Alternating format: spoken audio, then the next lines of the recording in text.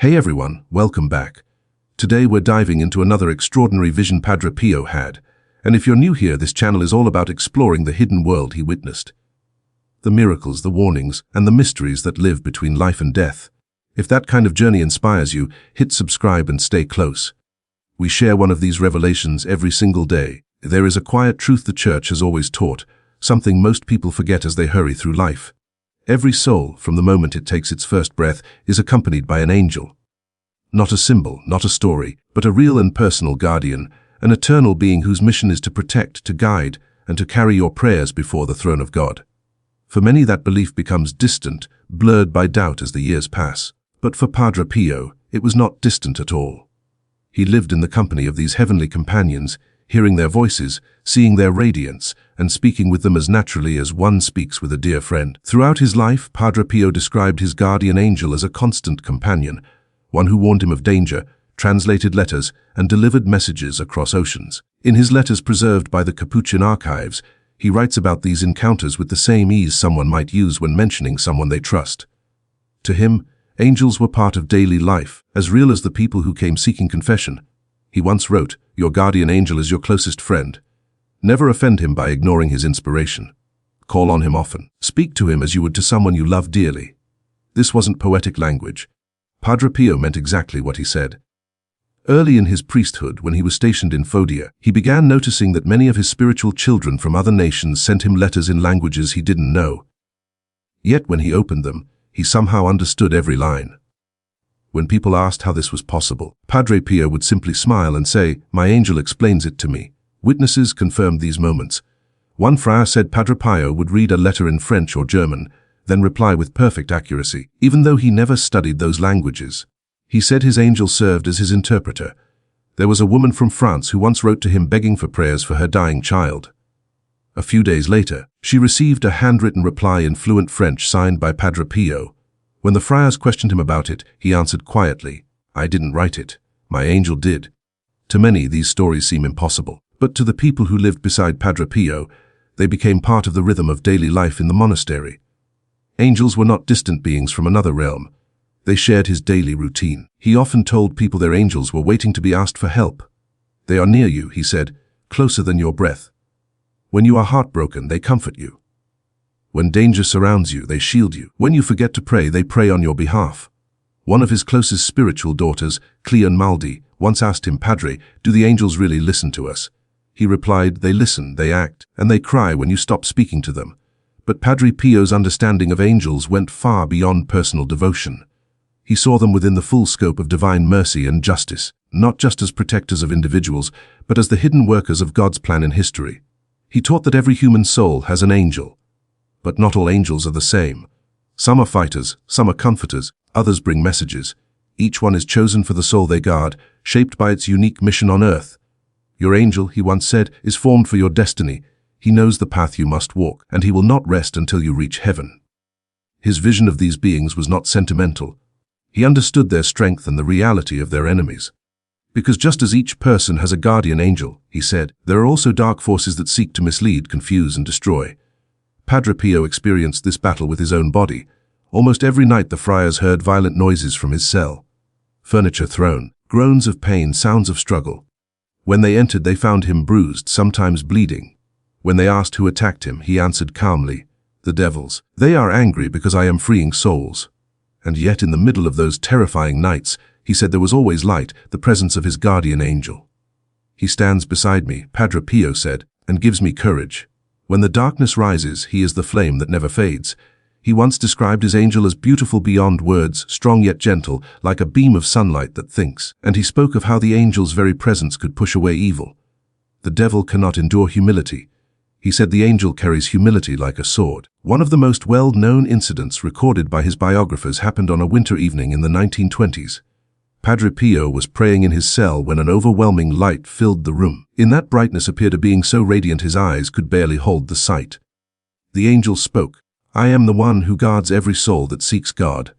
Padre Pio later told Father Eliseo that this vision shook him more than the appearances of demons because it revealed the vastness of divine mercy.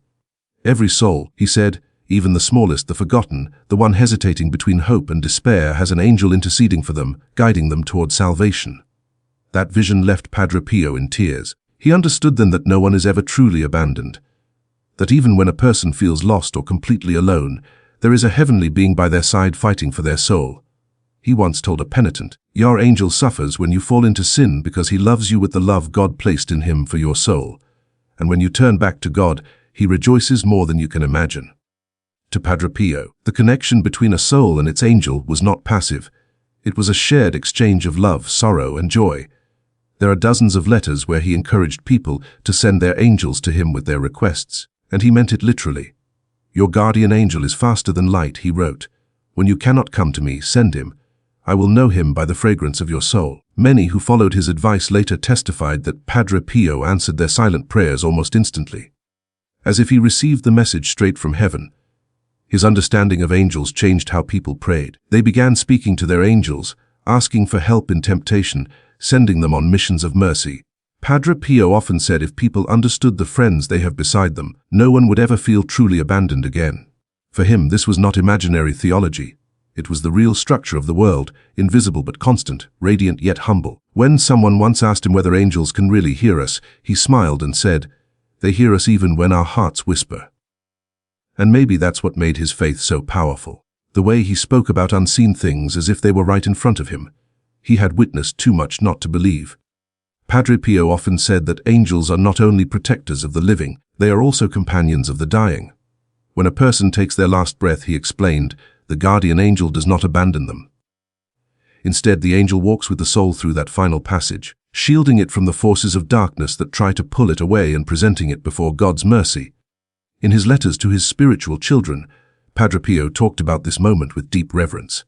He wrote, "When the soul leaves the body, its angel walks beside it like a light in the valley of shadow.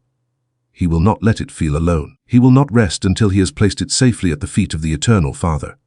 For him, this was not imagination. He had witnessed it.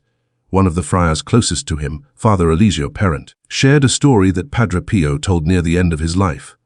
One night, while he was praying in the chapel, he suddenly noticed the figure of a small child standing near the altar. The child was surrounded by a soft glow, calm and peaceful, with an expression of pure innocence. Padre Pio looked around, but the monastery was completely silent. Then beside the child appeared a tall angel, noble, serene, shining with gentle strength. Padre Pio watched as the angel softly placed his hand on the child's shoulder. The boy smiled and disappeared into light. The angel turned his gaze toward Padre Pio and said, "He has just died. His soul is safe." The next morning, a letter arrived from a family who had written to him days earlier asking for prayers for their son who was dangerously ill. The note read, "Our little one passed away last night. We believe he saw something beautiful before he left us." Padre Pio wept. To him, this was proof not only of angelic nearness but of God's tender love. Even in death, God sends comfort. No one leaves this world alone. He also spoke of angels appearing at the bedside of sinners not to judge, but to offer one last moment of grace. He said that many souls in their final instant experience a sudden light, a peace that turns their heart toward God at the final breath. It is the voice of their angel. He said he has prayed for that moment since the day of their birth. In his later years, Padre Pio's conversations with angels became even more intense. Witnesses said he would often pause during Mass, his eyes fixed on something no one else could see. Once, a friar asked him afterward what had distracted him. Padre Pio replied, "I was watching the angels carry souls from purgatory into heaven." He described it as a procession of light, souls purified by prayer, rising like sparks drawn toward the sun. The Mass for Padre Pio was not only a sacrifice for the living, but also an offering of freedom for the departed. He believed that every Eucharist offered with love was accompanied by angels who carried its graces to wherever they were needed most. "When you attend Mass," he said, "you stand among angels." Those who were present at his Mass often said they felt something unusual, a stillness that did not belong to this world. Some described hearing faint harmonies, like distant voices joining in prayer. Padre Pio never openly confirmed such events, but whenever someone mentioned hearing beautiful singing, he would give a soft smile and say, "The angels love to worship." He had a deep devotion to Saint Michael the Archangel, whom he called the commander of souls. For decades, he encouraged people to pray the St. Michael prayer every day, believing that the struggle between good and evil was clearer in his time than ever before. "If you understood how many battles are fought for one soul," he said, "you would never stop praying to St. Michael." One of the most striking things Padre Pio ever said about angels was this: "They envy us because we can suffer out of love. We envy them because they can see God, but in the end, both served the same flame. This revealed his entire way of seeing the world, that heaven and earth, spirit and flesh are tied together by love. Angels and humans are not distant beings, but companions in the same story of redemption. He also taught that our guardian angel stays with us not just in life, but even after death. When your soul enters heaven, he said, your angel will rejoice as if he himself were being crowned. He believed that the love between a soul and its angel never ends, that in eternity they remain together in worship and joy. There is a story shared by one of his spiritual sons that expresses this beautifully. A man who had lost his faith came to San Giovanni Rotondo out of simple curiosity.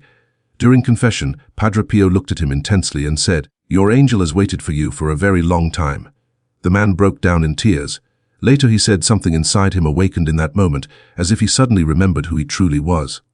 Padre Pio told him, "Your angel never stopped whispering your name to God." That belief, that angels never give up on us, is at the heart of Padre Pio's teaching. Even when we fall into darkness, when prayer feels impossible, when guilt feels too heavy to carry, our angels do not walk away.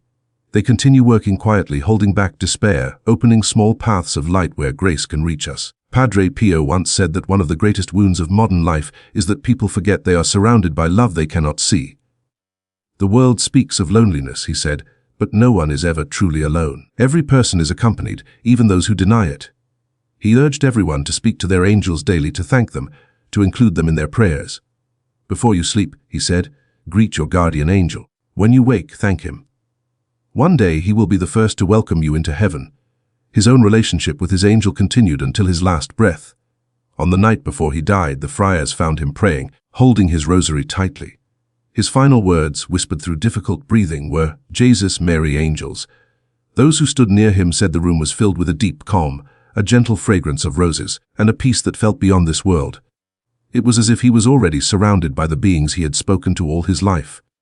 After his passing, many who prayed at his tomb said they felt the same invisible comfort, a soft presence like a hand resting on their shoulder, or a quiet whisper of reassurance. The friars began saying that perhaps Padre Pio himself, now in heaven, had joined the angels in their work of protection. The message of his life is simple but profound. Heaven is not distant. The unseen world is not far away. It moves through our own, and the angel who watches over you is not a myth. He is close, patient, waiting for your attention. Padre Pio's visions remind us that to be human is to be accompanied. That every cry, every prayer, every struggle is witnessed by someone who never leaves our side. And maybe that is why he told the faithful, when you speak to your angel, you are already half in heaven. If this story touched your heart, share it with someone who needs to hear they are not alone. And if you want to keep exploring the mysteries Padre Pio witnessed, the unseen world that still touches ours, make sure you're subscribed. There is another revelation waiting, and you won't want to miss it.